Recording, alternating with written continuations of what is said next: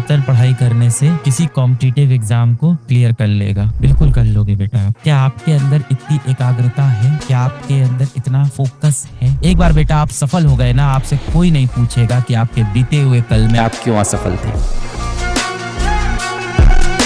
जो आपकी सारी दिक्कतें हैं, मोटिवेशन के कम होने की, डिप्रेशन की, ये सारी दिक्कतों का सलूशन आप खुद निकाल सकते हो। कंसंट्रेशन नहीं बनता है, मन नहीं लगता है, मोटिवेशन नहीं मिलता है, इन सभी चीजों को आप सॉल्व कर सकते हो। आपके पास जब बेटा कोई मरीज आएगा या आपने अपने आसपास डॉक्टर को देखा होगा, तो आप एक बात बताओ, जब डॉक्टर के पास मरीज आता है कि मुझे कोई बीमारी हो गई है, समय पे नहीं पढ़ पाता हूँ और हमेशा मेरी पढ़ाई छूट जाती है, या मुझे डिप्रेशन की बीमारी है, या मेरे अंदर मोटिवेशन कम हो जाता है, तो डॉक्टर क्या करता है ये बताओ? डॉक्टर उस व्यक्ति को टैबलेट दे देता है या उसका जांच करता है, भाई डायग्नोस करता है, टेस्ट लिख देता है और उसके बाद उसको दवाएं दे देता है कि ये दवा खा लो, ये टैबलेट खा लो, सही हो जाओगे। अब आप बताओ, वो टैबलेट क्या उसका लॉन्ग टर्म का इलाज है, हमेशा के लिए इलाज है? नहीं। टैबलेट खाने से जो अभी समस्या आई थी वो खत्म हो जाएगी। एक हफ्ते के लिए आप स्वस्थ हो जाओगे, एक महीने के लिए स्वस्थ हो जाओगे, 6 महीने के लिए स्वस्थ हो जाओगे। डॉक्टर क्या बताता है कि आप स्वस्थ कैसे रहेंगे? जब आपकी इम्यूनिटी स्ट्रांग हो, जब आपके शरीर के अंदर की शक्ति बढ़ जाए, आपकी शारीरिक क्षमता बढ़ जाए, कीटाणुओं से लड़ने की शक्ति आपके शरीर में पैदा हो जाए। तो डॉक्टर भी दवाई पे भरोसा इतना नहीं करता जितना इम्यूनिटी पे करता है। कि मैंने 10 घंटे की पढ़ाई नहीं की, आप कुछ ऐसा बता दो कि वो पढ़ाई अब 1 घंटे में हो जाए, जो कि आप देखो कि फिजिक्स के नियम के खिलाफ बातें आप कर रहे हो।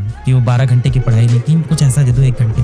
हो सकता हो आज में ये चीज कर भी दूं, और भविष्य में आपको और बड़ी बीमारी लगेगी, आपको किसी चीज की लत लग जाएगी, आप परेशान हो जाओगे, जीवन में गुमराह हो जाओगे। जिस तरह से डॉक्टर के पास जब 4th स्टेज कैंसर का मरीज आता है तो डॉक्टर भी परेशान हो जाता है। तो वो स्टेज अपनी मत आने दो। डॉक्टर क्या बोलता है? अपनी इम्यूनिटी को बढ़ाओ, अपने शरीर की शक्ति को बढ़ाओ। आपको अपने शरीर की शक्ति बढ़ानी है, अपनी क्षमता बढ़ानी है, अपनी जड़ें सही करनी है। ये जितनी भी दिक्कतें आपके आसपास, आपके अगल बगल हैं, इनको यदि आप 1-2 दिन के लिए हल कर दोगे तो ये 2 दिन बाद वापस आपके जीवन में आ जाएगी। आपको इन दिक्कतों को जड़ से सुलझाना होगा। पेपर आएगा तो क्या बोलोगे? मैं पढ़ नहीं पाया इस साल, और आप सिलेबस नहीं कंप्लीट कर पाओगे, रिवीजन नहीं कर पाओगे, तो आप रीजन क्या बताओगे? कि मेरा बैकलॉग हो गया। तो उसको बैकलॉग नहीं कहते बेटा, उसको बोलते हैं कि मैं पढ़ नहीं पाया पूरा, मैंने शायद उतना समय नहीं दिया जितना रिक्वायर्ड था तैयारी के लिए, जो हो सकता हो कुछ और बच्चों ने दिया हो और वो सिलेक्ट हो गए हो। आपको पता है ना कि आपने बहुत सी गलतियां की है, बहुत सी गलतियां आपने की होगी। उन गलतियों के बोझ से खुद को मुक्त करो। जब तक आप अपने कल को नहीं भूलोगे, आपका कल आपको नहीं भूलेगा। जब तक आप अपने अतीत से पीछा नहीं छुड़ाओगे, आपके अतीत के दर्द आपका पीछा नहीं छोड़ेंगे बेटा। ये सारा जो बोझ है ना,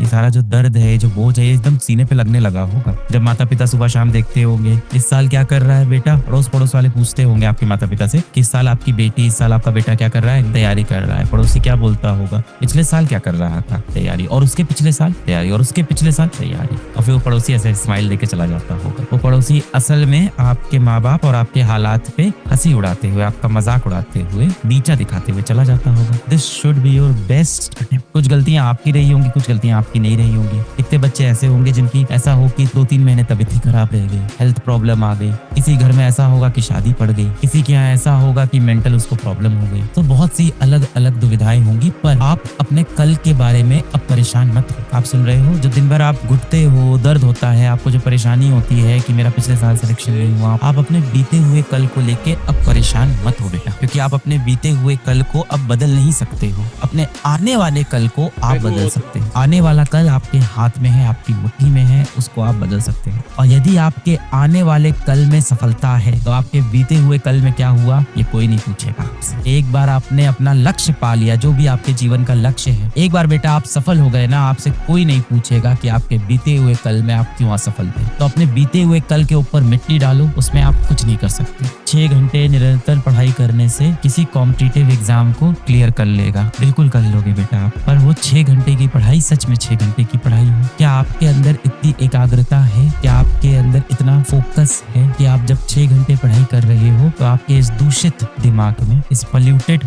माइंड में कुछ भी और ना चले? आपके मन में एक तीव्र इच्छा ना आए कि आप मोबाइल फोन उठा के कुछ वीडियोस देख लो? आपके मन में बार बार इच्छा ना आए कि आप किसी तरह से व्हाट्सएप का इस्तेमाल कर लो? अगर अपनी इंद्रियों पे आप काबू कर लो तो 6 घंटे की पढ़ाई अपने आप में बहुत है किसी भी कॉम्पिटिटिव एग्जाम को निकालने के लिए।